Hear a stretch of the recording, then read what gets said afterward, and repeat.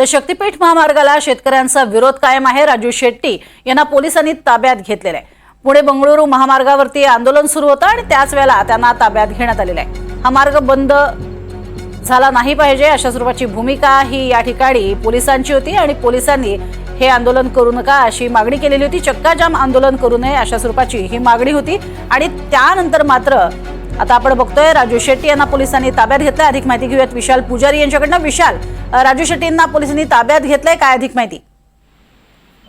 प्रज्ञा, खरं तर हे आंदोलन जे आहे ते जवळपास 3 ते 4 तासाहून अधिक काळ झाला हे आंदोलन चालू आहे। मात्र आता हे आंदोलन जे आहे ते थांबवण्यात आलेलं आहे। राजू शेट्टी यांच्यासह काही नेते जे आहेत ते त्यांना पोलीस व्हॅनमध्ये बसवण्यात आलेलं होतं।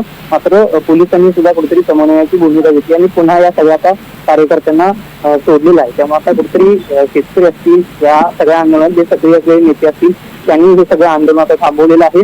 त्यामुळे शक्तीपीठ महामार्गाचं आजचं आंदोलन जे आहे ते चक्का जाम आंदोलन होतं ते कुठेतरी आता स्थगित थांबवण्यात आलेलं आहे आणि पुन्हा वाहतूक जी आहे आता सुरळीतपणे सुरू करण्यात आलेला आहे। तर तो शक्तीपीठ महामार्गाविरोधातचा हा जो लढा आहे तो रस्त्यावरतून आज या सगळ्या नेत्यांनी सुरू केलेला होता।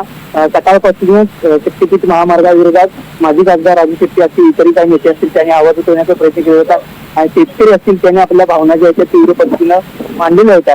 आता हे आंदोलन जे आहे ते आजचं आंदोलन थांबवण्यात आलेलं असून या सगळ्या आजच्या आंदोलनानंतर 5 तारखेला पंढरपूरमध्ये विठ्ठलाला सासरे जे आहे ते घालण्यात येणार आहे। शेतकरी सरकारला बुद्धी देव या अशा पद्धतीची प्रार्थना जी आहे ती करण्यात येणार आहे आणि पंढरपूरमध्ये विठ्ठलाला सासरे घालून या शक्तीपीठ महामार्ग जो आहे ते रद्द व्हावा अशी प्रार्थना जी आहे ती करण्यात येणार आहे। त्यामुळे आजच्या सध्याची परिस्थिती पाहिजे तर राजू शेट्टी असतील, इतरही काही नेते असतील यांनी सुद्धा कुठेतरी हे आंदोलन जे आहे ते थांबवण्याची भावना घेतलेली आहे। त्यामुळे आजचं आंदोलन जे आहे ते कुठेतरी थांबवलेलं आहे। पुढची जी दिवस आहे ती लवकरच स्पष्ट करण्यात येईल असं सुद्धा या सगळ्या आंदोलनातून सांगण्यात येतं। नक्कीच। मात्र विशाल, संपूर्ण ठिकठिकाणी आपण बघतोय की राजू शेट्टी यांनी अनेक शेतकऱ्यांना या शक्तीपीठ महामार्गाविरोधी आंदोलनामध्ये सहभागी होण्याचं आवाहन केलेलं होतं। ते स्वतः वेगवेगळ्या जिल्ह्यांमध्ये जाऊन भेटलेले होते आणि त्यामुळे अनेक ठिकाणी राजू शेट्टी यांच्या मार्गदर्शनाखालीच आंदोलन सुरू होतं। या वेगवेगळ्या ठिकाणची नेमकी काय परिस्थिती आहे आणि येत्या काळातली काय भूमिका असणार आहे आता राजू शेट्टी यांची? सध्या जर पाहायचं झालं तर आजचं जे आंदोलन होतं ते कोल्हापुरातल्या पुणे बंगळुरू महामार्गावर हे चक्का जाम आंदोलन करून ते आंदोलन करण्यात आलेलं आहे। इतरही ज्या पद्धतीने कोल्हापुरातला हा महामार्ग बंद केलेला होता त्या पद्धतीने इतरही जिल्ह्यामध्ये काही रस्ते जे आहेत ते रास्ता रोको करून या शक्तीपीठ महामार्गाला विरोध केलेला होता। मोठ्या संख्येने शेतकऱ्यांना राजू शेट्टींनी आवाहन देखील केलेलं।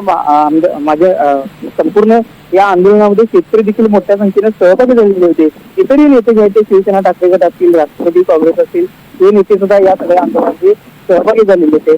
आज ज्या ठिकाणी आंदोलन झालं त्या ठिकाणी शेतकऱ्यांनी आपल्या भावना ज्या आहेत व्यक्त केलेल्या आहेत आणि आता स्वतः माजी खासदार राजू शेट्टी यांनी आता थोड्या वेळी सांगितलं की आता या पुढची जी धोरण असेल किंवा या पुढची जी दिशा असेल ती लवकरच स्पष्ट करण्यात येईल। मात्र सध्या जर सांगायचं झालं तर 5 तारखेला विधवाला साजरं घालून पुढची जी दिशा आहे ती लवकरच सांगण्यात येईल अशी जी प्रतिक्रिया ती राजू शेट्टी यांनी दिलेली आहे। त्यामुळे आजचं आंदोलन जे आहे ते सगळीकडचं थांबवण्यात आलेलं आहे।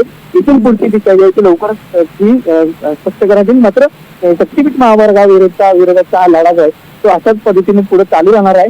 आणखी तीव्र पद्धतीने सुद्धा शेतकरी आक्रमक होण्याची इशारा जो आहे तो सुद्धा राजू शेट्टी यांनी दिला। नक्कीच तुर्तास धन्यवाद या संपूर्ण माहितीसाठी। आणि आता थेट जाऊयात विधानसभेमध्ये। शक्तीपीठ महामार्गावरती आमदार बोलतायत।